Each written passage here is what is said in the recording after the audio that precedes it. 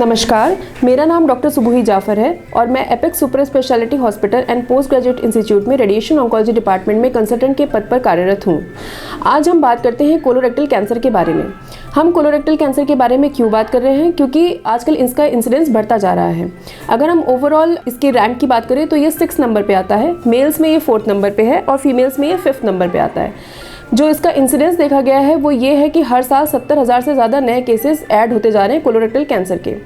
तो क्यों हो रहा है कोलोरेक्टल कैंसर, क्यों इसका इंसिडेंस इतना ज़्यादा बढ़ता जा रहा है?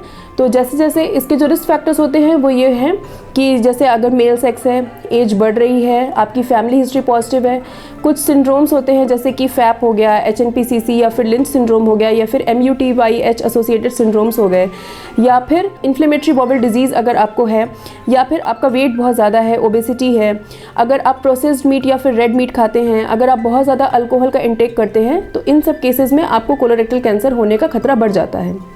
इसके क्लिनिकल फीचर्स क्या होते हैं?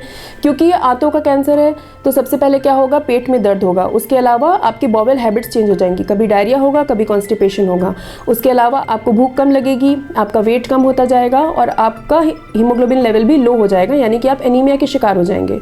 अगर यही जो कैंसर है अगर वो एडवांस स्टेज में चला जाएगा तो वो आंतों में पूरी तरह से रुकावट कर देगा। उस केस में पेशेंट को नॉजिया हो सकता है, वॉमिटिंग हो सकती है और कंप्लीट ऑब्स्ट्रक्शन होगा। तो वो क्या करेगा, हमारा कॉन्स्टिपेशन या ऑब्स्टिपेशन की तरह कंप्लीट रुकावट हो जाती है, तो फिर वो हमारा कॉन्स्टिपेशन या फिर ऑब्स्टिपेशन की तरह प्रेजेंट करेगा। फिर हमें क्या करना है कि हम कोलोरेक्टल कैंसर को प्रिवेंट कर सकें? एक तो हमें अपनी डाइट हेल्दी रखनी है, अपना वेट कम रखना है। अगर आपको ये सारी बीमारियां हैं जैसे कि इन्फ्लेमेटरी बॉवल डिजीज़ हो गई या फिर आपकी फैमिली हिस्ट्री पॉजिटिव है, तो उस केस में आपको स्क्रीनिंग स्टार्ट करनी है। उसके अलावा भी आप स्क्रीनिंग स्टार्ट कर सकते हैं at the age of 50 years. उसमें आपको फ्लेक्सिबल सिग्मोइडोस्कोपी करनी होती है और कोलोनोस्कोपी करनी होती है एट एवरी 10 ईयर्स।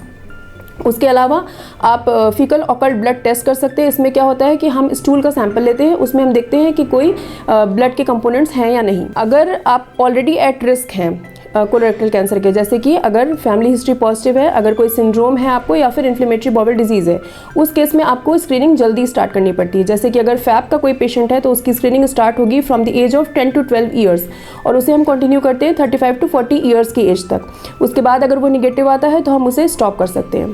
दूसरा हो गया, अगर हमारा लिंच सिंड्रोम या फिर HNPCC है तो उसमें हम स्क्रीनिंग स्टार्ट करते हैं at the age of 25 years और फिर हम उसे कंटिन्यू करते हैं। तीसरा हो गया, अगर इन्फ्लेमेटरी बॉवल डिजीज़ है तो उस केस में जब से आपको डायग्नोसिस बनी इन्फ्लेमेटरी बॉवल डिजीज़ की, उसके 8 से 10 साल के बाद हम स्क्रीनिंग स्टार्ट करते हैं।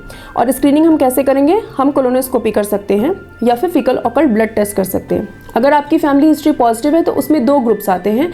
एक वो जिसमें फैमिली मेंबर को कोलोरेक्टल कैंसर हुआ था after the age of 60 years, एक वो ग्रुप जिसमें 50 साल या उसके पहले हुआ था। तो अगर 60 ईयर्स के बाद कोलोरेक्टल कैंसर की डायग्नोसिस बनी है तो आपको 50 साल की उम्र से अपनी स्क्रीनिंग स्टार्ट करनी है और इसमें हम कोलोनोस्कोपी हर 5 साल पे करेंगे। दूसरा ग्रुप जिसमें फैमिली मेंबर को कोलोरेक्टल कैंसर हुआ था 50 साल या उसके पहले, तो हम स्टार्ट करेंगे 40 साल की उम्र से स्क्रीनिंग, या फिर जिस एज पे उनकी डायग्नोसिस बनी थी उसके 10 साल पहले हम स्क्रीनिंग स्टार्ट करेंगे। और स्क्रीनिंग अगेन कोलोनोस्कोपी के थ्रू होगी जो कि हर 5 साल पे होगी। तो आज के हमारे इस वीडियो का टेक होम मैसेज ये है कि हेल्दी रहिए, हेल्दी खाना खाइए, हेल्दी लाइफस्टाइल अपनाइए और अगर कोई भी रिस्क फैक्टर है तो आप स्क्रीनिंग ज़रूर करवाएं सो दैट हम इसको अर्ली डायग्नोसिस कर सकें ताकि हमारा आउटकम बेटर हो। धन्यवाद।